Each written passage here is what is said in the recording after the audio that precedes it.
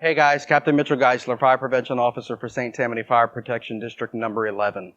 Speaking on behalf of all the fire prevention bureaus in this presentation, we're so sorry that we can't be with you this year. We look forward to getting back out to your schools, fairs, festivals, and whatever other presentations that we usually participate in. But until then, we hope that this information helps to keep you and your family safe. Thank you for watching, and let's get started.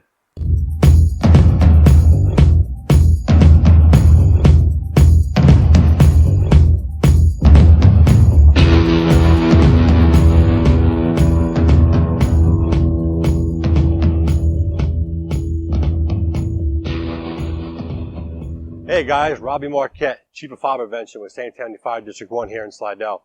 We really apologize this year. We couldn't come and see y'all. You know, every year we look forward to October. We love coming to show y'all the smoke trailer, having a whole lot of fun with y'all. But we still wanted to emphasize the importance of fire safety. So we're still going to have a lot of fun here. It's a little bit different. We're going to do a video with y'all. But one thing before we get in here is very important. I need to make sure that y'all are awake and y'all ready to do this. So let me hear this side of the class right here. Let me hear y'all say fire on 3. 1, 2, 3. Close, close. Let's see if this side of the class can do a lot better. Ready? Say fire on 3. 1, 2. That's a lot better. I think y'all ready. Come on in. Matt, you ready? Hi, boys and girls. My name is Mr. Matt, and today we're going to talk about how to get out of a house safely if there is a fire. First off, we got to know if there is a fire, and how are we going to know that? Correct, a smoke detector. So a smoke detector that we have right here is going to go off, and it's going to tell us to get out and stay out. Can y'all all say that with me? Get out, stay out. Very good. So whenever a smoke detector goes off, I want you to always think, get out, stay out. I don't want you going back in for no reason at all. I don't want you going back in for any type of toy. I don't even want you going back in for a pet, because you know what? When the firemen get there, we have special equipment, so we can go in quickly and make sure that we can get those pets out for you safely, because smoke's bad for us to breathe. So can I get a volunteer from the audience? You had your hand up first. Come on down. All right, so can you get on your hands and knees? We're going to pretend like we're in our bedroom. All right, so I want you to crawl to your bedroom door. Crawl to your bedroom door. Okay, so the smoke detector's going off. It's going, get out, stay out. But before we get out, we got to make sure it's safe to leave our room. So we use the back part of our hand. Can you touch that part of your hand for me? All right, so now we all know this is the back part of our hand. Now we touch the door. Can you touch the door and tell me if it's hot or cold?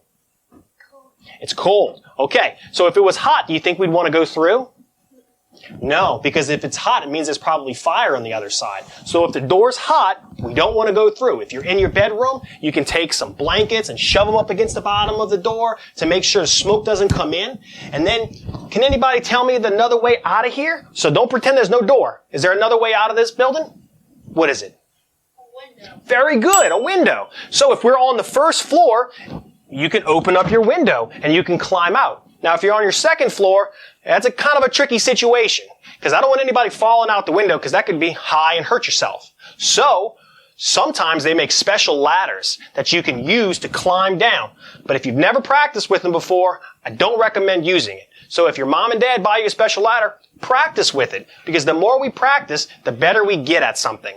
Now, if you don't have a ladder, who's got a stuffed animal? Raise a hand. I got a stuffed animal. Who's got a flashlight? Raise their hand. I got a flashlight. So, if you go to your window and it's nighttime and you shine the flashlight, firemen can see that. You can open up your window and drop a stuffed animal. Why wouldn't you want to drop something heavy? Like maybe say like your book sack. Why? Yeah, it hit me on the head and then I can't do what I need to do. So if you drop a stuffed animal and it happens to hit me, well, it's not going to hurt me. But at least I'll know where you are. And you know what? When all else fails, you go, I'm up here, I'm up here. So that way we can hear you and we know where to go. Okay? So if it's hot, we don't go through. If it's cold, we check the door and we peek in. We see if we see smoke. If we see smoke and fire, we close the door. But if it's just smoke, we go through. Okay? All right, so y'all ready to go? All right, hands and knees. When it goes off, we're going to crawl out, but check the door first. Is it hot? It's cold? Now check in there. Do you see fire? No. All right, so crawl through. All right, keep crawling. Crawl all the way out.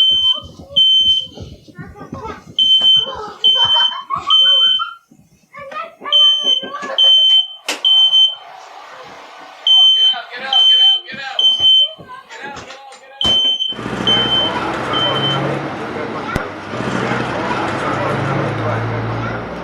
All right, guys, I hope y'all enjoyed the smoke trailer. I know it's not the same, not being in person, being able to crawl, but I hope you got some good points to help keep you and your family safe at home. We look forward to seeing you next year where you can actually crawl through it. But I want you to remember one thing. When we come by next year, the firemen love cookies and brownies. See y'all next year.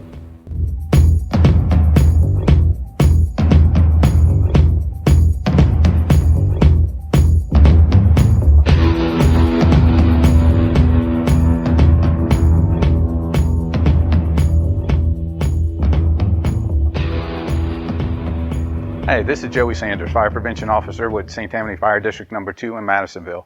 Today we're going to go over a firefighter and his gear and let everybody see what a firefighter looks like in his gear.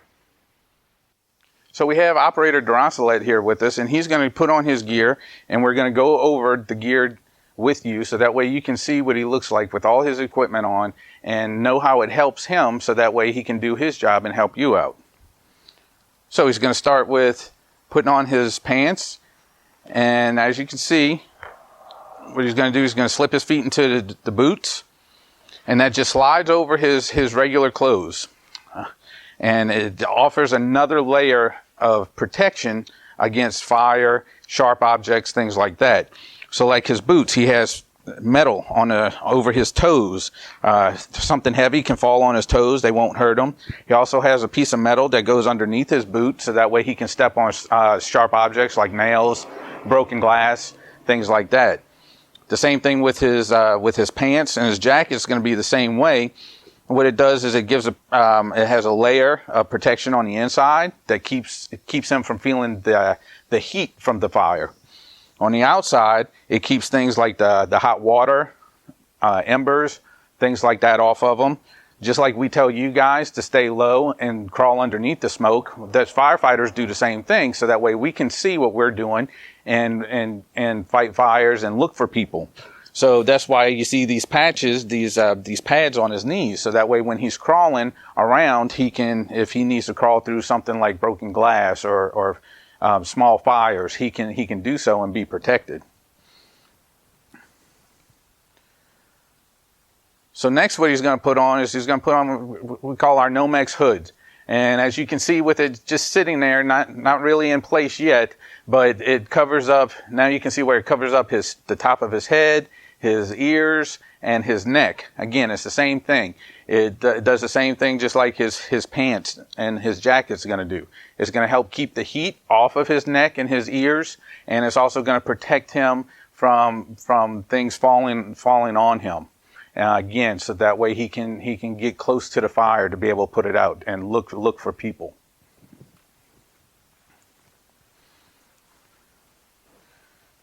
Again, we've already talked about his jacket and the things, how his jacket protects him.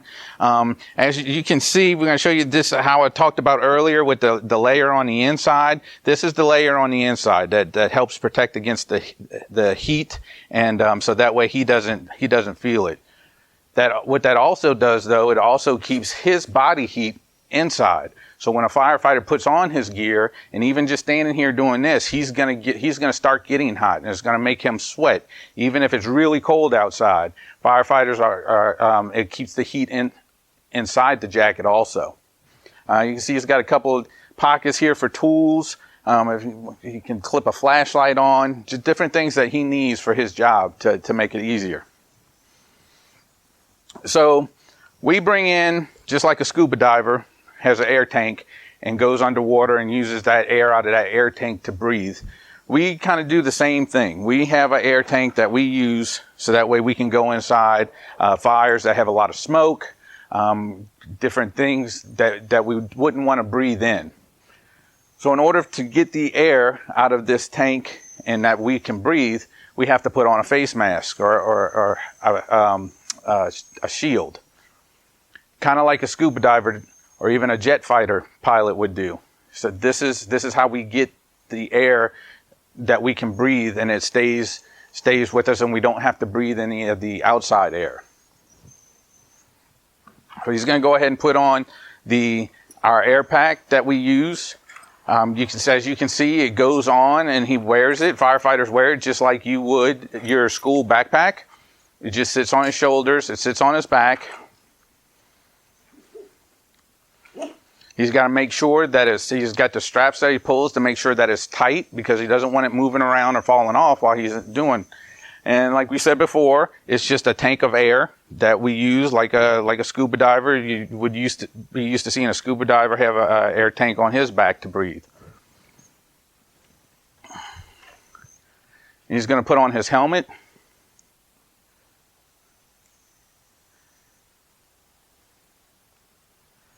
And so you can see now with this section up here and other areas also that he no longer has any skin exposed. He still needs to put on his gloves, but you can see how all these pieces of equipment tie in together, and he's going to be completely protected. There's going to be no skin exposed to get burned or to get cut or anything like that. It makes him sound kind of funny when he's going to be breathing through the mask. It may even make him look a little funny because he doesn't look the same anymore once he puts all his gear on. He's just not in his t-shirt and pants. So he's going to look completely different. But you know, because you just watched him get dressed, that it's still Operator Lance underneath there. Still the same guy. He's coming to help. So he's going to put on his gloves.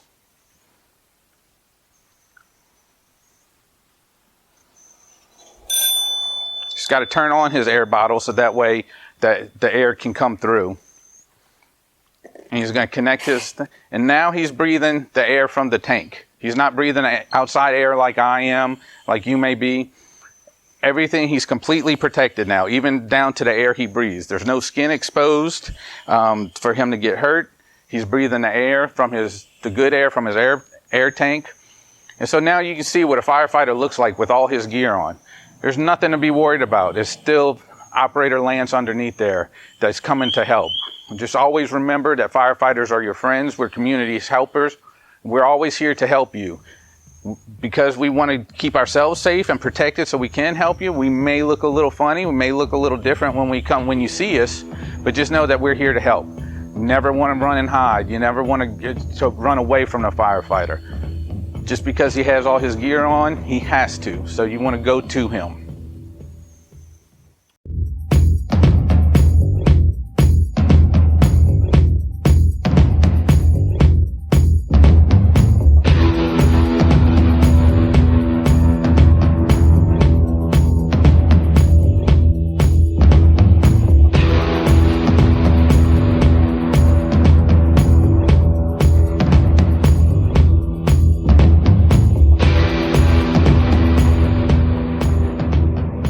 Hey guys, Captain Mitchell Geisler, Fire Prevention Officer for St. Tammany Fire District number 11 in Pearl River, Louisiana. Today I want to talk to you about an important phone number that you should call if there is ever an emergency. That number is 911. Now before we dial that number, what is an emergency? So if we lost our school bag, is that an emergency? No. No, that's not an emergency. What if we can't find our clothes, our uniforms for school? Is that an emergency? No. Nope, that's not an emergency either. What about if there's a bad guy trying to get into our door? Is that an emergency? Yes. Yes, that would be an emergency. You can call 911 for that. What if there's a fire? Yes. Yep, that's an emergency too. We want to make sure we call 911 for that also. What if somebody is hurt? What if there's somebody bleeding, or they can't breathe, or they have a broken bone? Yes. Yep, that's an emergency too. We want to call 911 for that as well. So when you call 911, they're going to ask you a series of questions. They're going to ask you what type of an emergency you have. So you want to tell them somebody's hurt, or there's a fire, or there's a bad guy. They're going to ask you your name, your phone number, and your address. So it's very important to know what your phone number is, and it's also very, very important to know where you live. So make sure you practice knowing your phone number and knowing your address. Stay on the phone with them. They're going to make sure that you stay safe, and they're going to make sure that whoever needs to respond is on their way, whether it's the fire department or an ambulance or the police department. Now, this number is so important. We talked about what's not an emergency. We want to make sure we don't call this number just for fun.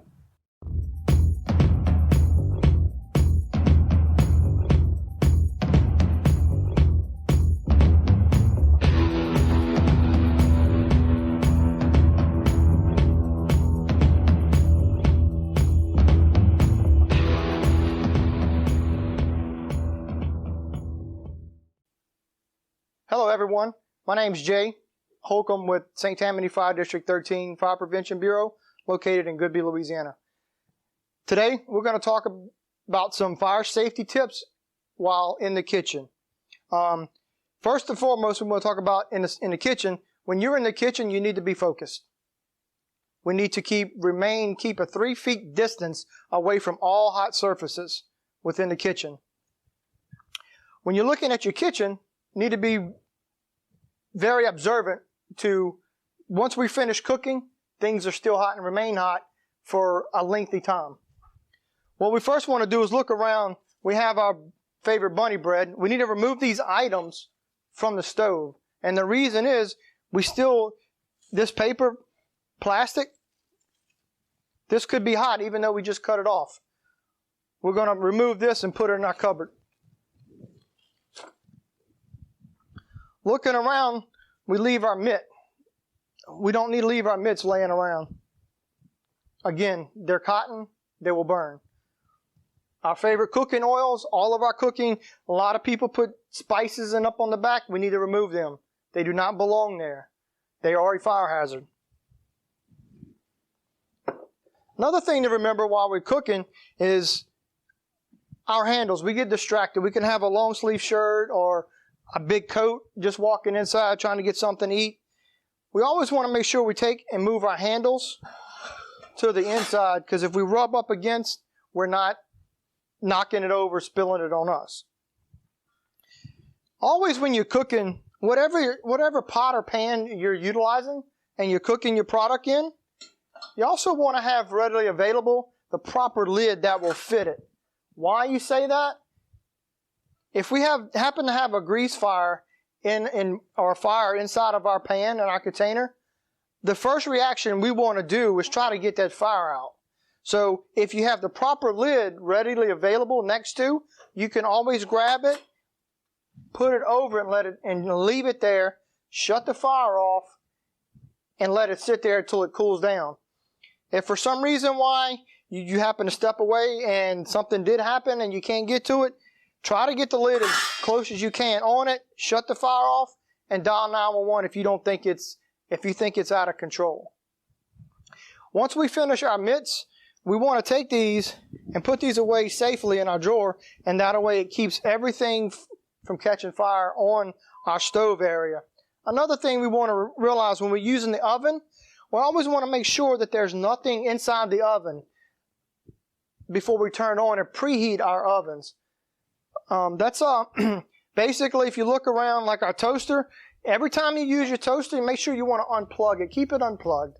Our toaster ovens, make sure they're clean. Make sure our microwaves stay clean from food. And if you spill anything, clean it out, because these are known to catch fire as well. That's all I have for you today. I hope it's been very helpful, and we hope to see you soon. Thank you.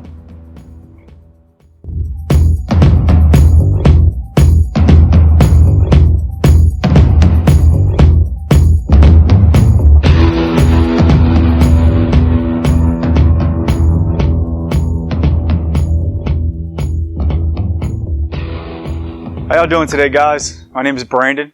I'm a captain here at St. Tammany Fire District 2. And I'm going to give y'all a quick little tour of the truck, of one of our trucks, and show y'all some of the tools that we may use on some of our scenes. So where we're going to start up here today is actually our driver's seat. This is where our operators drive and operate the truck when we're going to and from calls. All the switches that we need for our lights and sirens are inside. This is where they drive from, and it's a great place to be. It's a great job in the department. Our next spot back here is in our back seat. This is where our firefighters ride and keep all their gear. We have our medical compartment back here also, along with our medical bag. This is where we keep all of our packs and everything that we all have seen in the video for our air supply to keep us safe in our fires. Moving on down to the pump panel. This is where we control all the water that's in the tank. We actually keep about 1,000 gallons of water in the tank at all times. We also have all of our crosslay hoses that we use to actually fight the fire when we go in. And this is where we do all of it. This is where we hook up to the hydrant. This is where we can supply other trucks. A lot of work goes into this one little panel right here. Moving on, this is what we call our operator's compartment. These are all the tools that we use to actually hook up to the hydrant. We have a hydrant hose, all of our valves, spare nozzles, and things of that sort, different adapters. Then we come down to our tools, our hand tools. We have a pickaxe, Halligan bars, Kelly tools. These are all things that you'll see us carrying to fires when we're on scene. All of these tools help us in everyday situations. We use them all the time. Moving on down, we carry a generator with extra spare lighting because most of our big structures and big scenes happen in the evening time, unfortunately, so we need to have some lights to be able to see what we're doing. We carry a big vent fan to actually pull the smoke out of the fire, out of the houses that happen to catch on fire, so that we can work a little safer and a little faster. Coming around to the rear of the truck, we have 1,000 feet of what we call LDH. We can drop 1,000 feet of hose from a hydrant to the scene, and all of our other trucks carry 1,000 feet also. So we have a lot of hose and a lot of work, able to do a lot of work over a long period of time. We also have a bunch of extra spare hose, different other assortments of tools and adapters for the hydrant. We have our ladders in this compartment here. We carry about 4 or 5 different ladders depending on what truck it is. We also have pike poles to start pulling sealants and stuff like that. At this time, I'm going to have my operator Lance come through, and he's going to show you how the jaws of life work. This is a combi tool is what it's called. It actually works off a battery pack just like your mom or dad's drill at home. You turn it on, and we use it. We use it to spread. We also use it to cut. Good job. Depending on the truck and what's on scene, we actually have a couple different tools that we can choose from. That just happens to be what's on this truck every single day.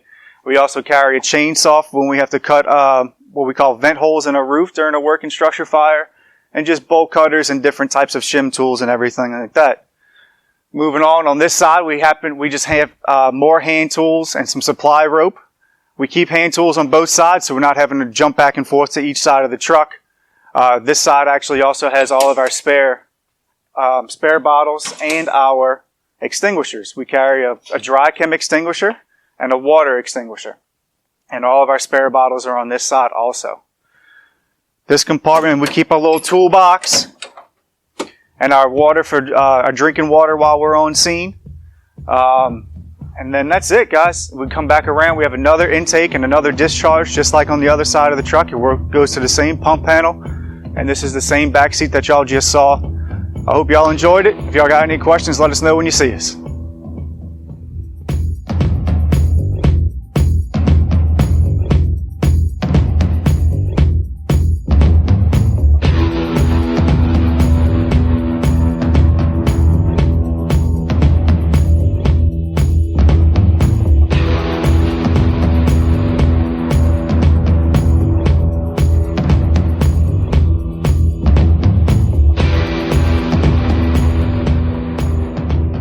Hey guys, Captain Mitchell Geisler, Fire Prevention Officer for St. Tammany Fire Protection District number 11 in Pearl River, Louisiana.